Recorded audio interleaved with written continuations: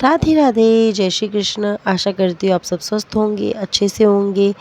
अभी मेरा गला थोड़ा-सा सही नहीं है, तो अगर बीच में आपको कोई व्यवधान हो तो उसके लिए क्षमा चाहूँगी। और मेरे साथ कहिए हर हर महादेव, क्योंकि आप सभी जानते हैं कि श्रावण मास जो है वो शुरू हो रहा है और श्रावण मास में की तो महिमा का जितना मंडन किया जाए उतना ही कम है। श्रावण मास हमारे भोलेनाथ को बहुत ही प्रिय है, उनका प्रिय मास है ये।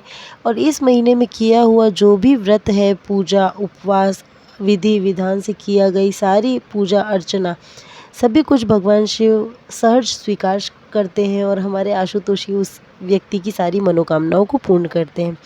ऐसी मान्यता है कि यदि कोई व्यक्ति पूरे महीने भोलेनाथ की विधि विधान से पूजा और उपासना करता है तो भगवान शिव उसके जीवन के सारे कष्ट जो हैं उन्हें हर लेते हैं। अब हम बात करते हैं श्रावण मास के व्रतों की। तो श्रावण मास में जो है 2 तरीके के व्रत होते हैं। एक होते हैं कठोर व्रत और दूसरे हैं सरल व्रत। सरल व्रत जो होते हैं वो होते हैं जो कि हम केवल सोमवार को करते हैं। जैसे श्रावण मास में 4 या 5 जो भी सोमवार आए, हम उन सोमवार को व्रत करते हैं। ये व्रत जो होते हैं ये एक दिन से प्रारंभ होकर के दूसरे दिन पूजा अर्चना करने तक पूर्ण होते हैं। किंतु एक व्रत होते हैं जो क्या है, कठोर व्रत जो है वो होते हैं जो पूरे 30 दिन तक किए जाते हैं।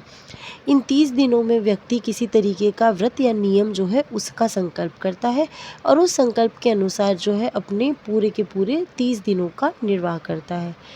वैसे ये व्रत जो है उनका जो उद्देश्य है वो यही होता है कि व्यक्ति जो है सारी चीज़ों का त्याग करे, अपनी इंद्रियों को संयमित करे और उसके बाद में अपनी आध्यात्मिक पथ पर अपने आप की क्या करे, उन्नति करे और वृद्धि करे। इसीलिए इन सब चीज़ों का क्या है, त्याग करना आवश्यक होता है।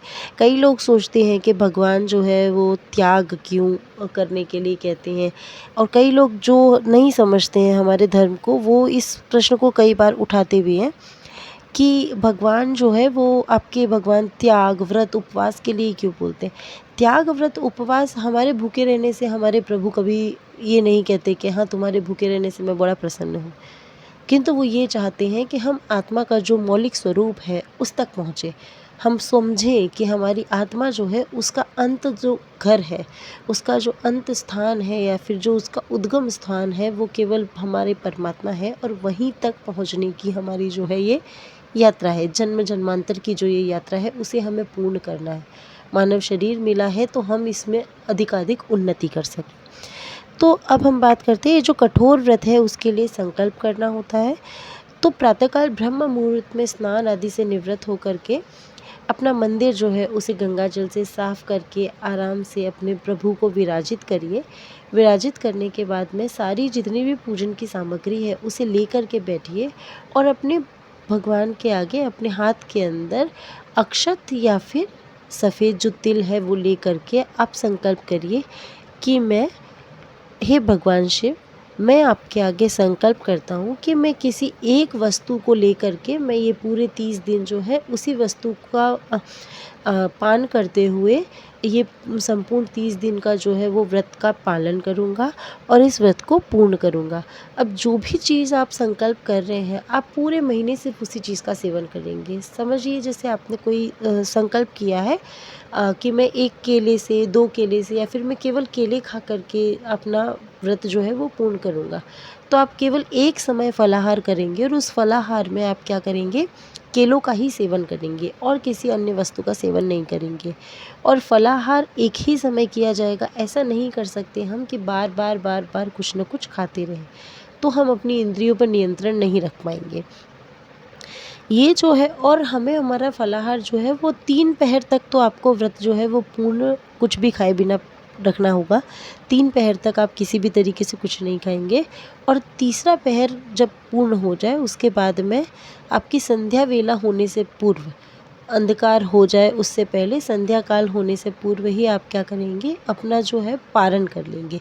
पारण से तात्पर्य आप अपना फलाहार आदि से निवृत्त हो जाएंगे। अंधेरा होने के बाद में व्रती को कभी भी व्रत का पारण नहीं करना चाहिए। इस प्रकार हम 30 दिन तक पूरा जो है हमारा उसे निर्वाह करेंगे। इन 30 दिनों में व्यक्ति ज़मीन पर ही शयन करेगा।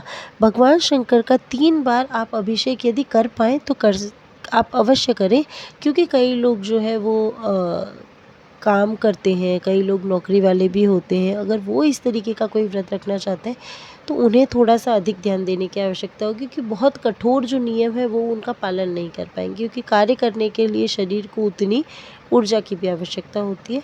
तो आप कुछ न कुछ तरल पदार्थ जो है उसका सेवन करते रहें। तरल पदार्थ से तात्पर्य है ऐसा पदार्थ जो कि आपको शीतलता प्रदान करे। चाय का बहुत अधिक सेवन ना करें, क्योंकि वो आपको बहुत ज़्यादा परेशानी आगे जा कर के आपको दिक्कत हो सकती है, क्योंकि 30 दिन कोई छोटा समय अंतराल नहीं होता जिसमें आप अपने व्रत को करें। तो उसी अनुसार आप तरल पदार्थों का भी सेवन कर सकते हैं, जैसे जूस वगैरह है या नारियल पानी है, इस तरीके की वस्तु का आप सेवन करें। 30 दिन पूर्ण होने पर भगवान शंकर का महारुद्राभिषेक करेंगे हम।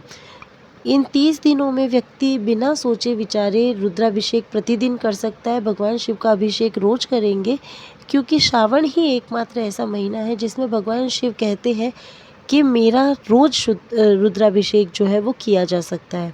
बाकी जो महीने होते हैं या बाकी जो दिन होते हैं उनमें हमें ये देखना होता है कि किस तिथि को भगवान शिव का कहाँ वास है, उसके अनुरूप ही हम रुद्राभिषेक कर पाते हैं। किंतु श्रावण महीना जो है वो इससे अछूता है। इसमें हम आराम से प्रतिदिन भी अगर रुद्राभिषेक करते हैं तो किसी प्रकार का कोई संकट नहीं है। वैसे तो हम रोज़ किसी भी एक क्रम में हम पूजा कर लेते हैं। कई बार होता है कि पहले गणेश जी की पूजा नहीं हुई, पहले माता जी की पूजा हो गई, इस तरीके से हम पूजा कर लेते हैं। किंतु जब श्रावण मास चल रहा होता है तो जो पूजा का क्रम है वो थोड़ा विधि विधान से ही होना चाहिए। सबसे पहले गणपति जी की पूजा की जाती है, दूसरे नंबर पे हम शंकर जी की, तीसरे नंबर पे दुर्गा माता की और चौथे नंबर पे विष्णु और पाँचवें स्थान पर हम नवग्रह की पूजा करते हैं। इस प्रकार हमें पूजा करनी है प्रतिदिन। ये क्रम जो है इसे हमें बदलना नहीं है। सावन के महीने में ओम नमः शिवाय मंत्र का जाप करेंगे हम, और कोशिश करें कि जितनी अधिक माला जो है जिनका आप जाप कर सकते हैं उतनी अधिक माला का जाप करें, और कम से कम लेकिन आपको एक माला का जाप तो अवश्य ही प्रतिदिन करना है। और श्रावण मास में शिवरात्रि तक ओम नमः शिवाय मंत्र का ही आपको जाप करना है, और जब शिवरात्रि आती है तो हम महामृत्युंजय मंत्र का जो है जाप वो कर सकते हैं।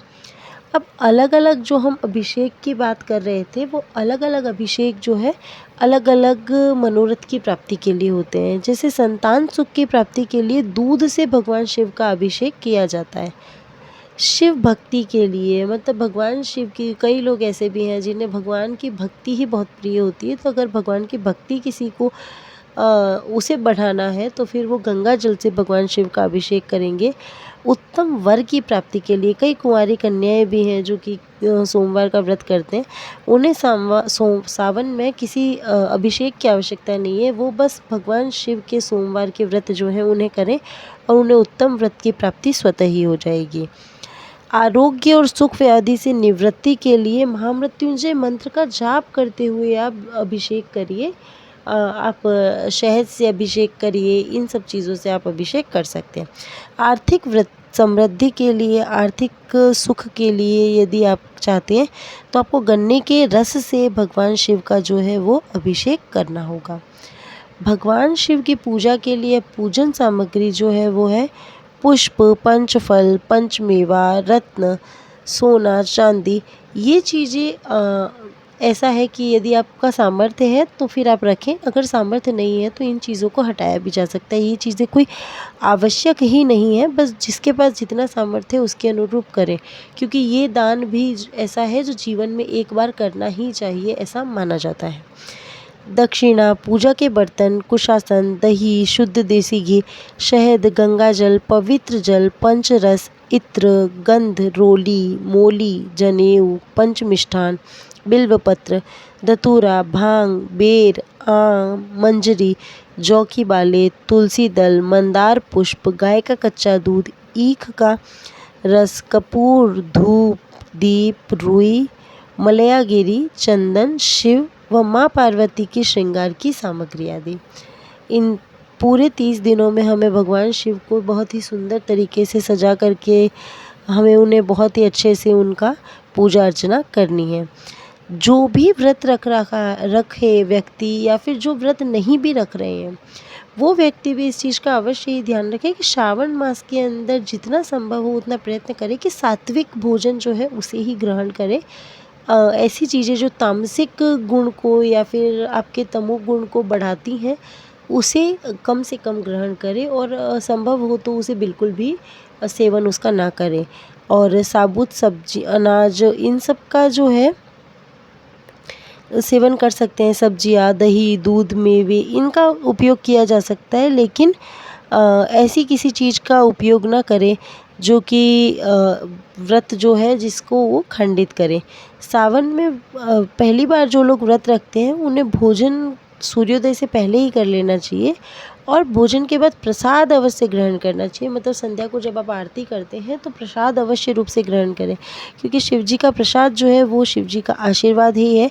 किंतु इस चीज़ का भी विशेष ध्यान रखें कि शिव जी का जो प्रसाद है वो आप किसी कटोरी में निकाल करके उनके पास में रखें। किंतु ऐसा ना करें कि शिव जी की शिवलिंग के ऊपर से, कई लोग मंदिर में जाते हैं शिवलिंग पे चढ़ा देते हैं, तो जो शिवलिंग पे चढ़ी हुई चीज़ है वो भगवान का प्रसाद के रूप में सामान्य जनों को ग्रहण नहीं करना चाहिए, उसकी मनाही होती है। उसका कारण है कि शिवलिंग पर चढ़ा हुआ जो भी सामग्री है, आपने जो भी सामान यदि एक बार शिवलिंग पर चढ़ा दिया तो वो जो है वो उनके नंदीगण इत्यादि का हो जाता है, वो उनके भोज्य सामग्री बन जाती है और उसके ऊपर आपका किसी प्रकार का कोई अधिकार नहीं रहता। उसके अधिकारी वो हैं, क्योंकि भगवान तो संपूर्ण जगत के तारनहार है, तो सभी के लिए उन्होंने एक व्यवस्था चला रखी है। सभी के लिए उनके पास एक व्यवस्था है जिसके अनुरूप ही वो सभी का भरण पोषण करते हैं। पूरे विधि विधान से व्रत को रखिए और हर हर महादेव कहते हुए पूरे श्रावण मास को श्रद्धा भक्ति से अपने इस मास का व्रत को पूर्ण कीजिए और भगवान शिव को प्रसन्न करके अपनी मनवांछित जो इच्छाएं हैं उन्हें पूर्ण कर लीजिए। राधे राधे। वीडियो अच्छी लगी हो तो चैनल को लाइक, शेयर एंड सब्सक्राइब करना ना भूलें और कमेंट करके बताएं आपको और कौन से वीडियो देखने हैं। मेरे साथ कहिए राधे राधे।